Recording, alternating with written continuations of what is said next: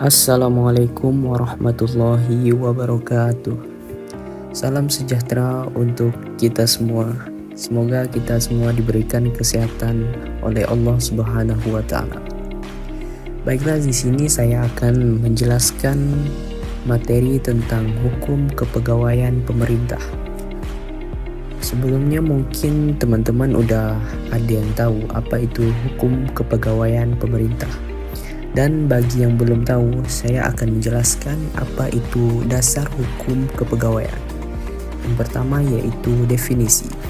Hukum kepegawaian adalah sekumpulan peraturan dan ketentuan yang mengatur hubungan antara pemerintah atau instansi dengan pegawai dalam hal pengangkatan, pembinaan, hak, kewajiban, dan pemberhentian pegawai.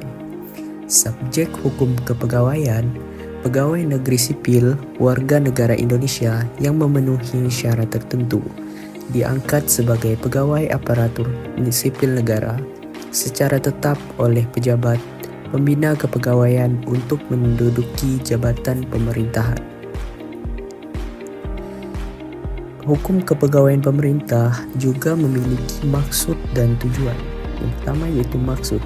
Maksudnya untuk mewujudkan PNS yang handal, profesional, dan bermoral sebagai penyelenggara pemerintahan yang menerapkan prinsip-prinsip kepemerintahan yang baik atau good governance.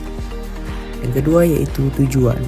Tujuannya yaitu untuk lebih terjaminnya ketertiban dan kelancaran pelaksanaan tugas pokok dan fungsi PNS, memberikan pedoman tentang tanggung jawab dan kewajiban pegawai, mendorong peningkatan kinerja dan perubahan sikap dan perilaku PNS. Hukum kepegawaian pemerintah juga memiliki kewajiban dan larangan. Kewajibannya yaitu PNS memiliki kewajiban untuk taat pada hukum dan peraturan yang berlaku, serta menjunjung tinggi disiplin kerja yang ditetapkan oleh aturan kepegawaian. Sementara larangannya yaitu yang pertama, larangan berpolitik praktis. Yang kedua, larangan menggunakan jabatan untuk keuntungan publik. Yang ketiga, larangan mengungkap informasi rahasia. Dan yang keempat yaitu larangan terlihat dalam benturan kepemimpinan. Seseorang PNS jika melanggar kode etik atau tata tertib akan mendapatkan hukuman disiplin. Apa sih hukuman disiplin itu? Hukuman disiplin adalah sanksi yang diberikan pada PNS yang melanggar tata tertib, kode etik, atau aturan perundang-undangan yang berlaku. Adapun jenis hukuman disiplinnya yaitu yang pertama, peringatan lisan, yang kedua, peringatan tertulis, yang ketiga, penundaan kenaikan pangkat, yang keempat, penurunan pangkat, dan yang kelima yaitu pemberhentian tidak dengan hormat.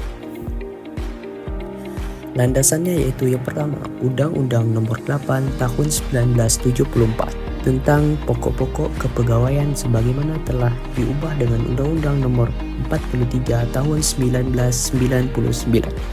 Yang kedua, Peraturan Pemerintah Nomor 11 Tahun 2017 tentang manajemen pegawai negeri sipil. Yang ketiga, Undang-Undang Nomor 5 Tahun 2014 tentang aparatur sipil negara. Yang keempat, Peraturan Pemerintahan Nomor 14 Tahun 1966 tentang pemberhentian atau pemberhentian sementara. Dan yang kelima yaitu Pemerintahan Nomor 9 Tahun 2003 tentang wewenang pengangkatan, pemindahan, dan pemberhentian PNS.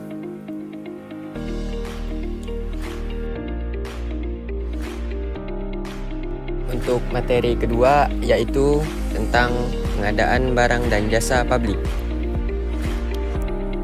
Adapun definisinya yaitu pengadaan barang dan jasa pada hakikatnya adalah upaya pihak pengguna untuk mendapatkan atau mewujudkan barang dan jasa yang dibutuhkannya dengan menggunakan metode dan proses tertentu agar dicapai kesepakatan spesifikasi, harga, waktu, dan kesepakatan lainnya. Selanjutnya tujuan.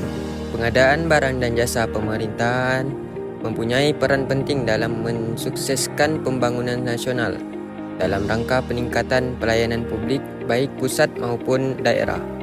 Adapun tujuan dalam sistem pengadaan barang dan jasa pemerintah berdasarkan Peraturan Presiden Nomor 16 Tahun 2018 yaitu 1. Menghasilkan barang dan jasa yang tepat dari setiap uang yang dibelanjakan, diukur dari aspek kualitas, jumlah, waktu, biaya, lokasi, dan penyediaan. Yang kedua, meningkatkan penggunaan produksi dalam negeri. Yang ketiga, meningkatkan peran serta usaha mikro, usaha kecil, dan usaha menengah. Yang keempat, meningkatkan peran pelaku usaha nasional.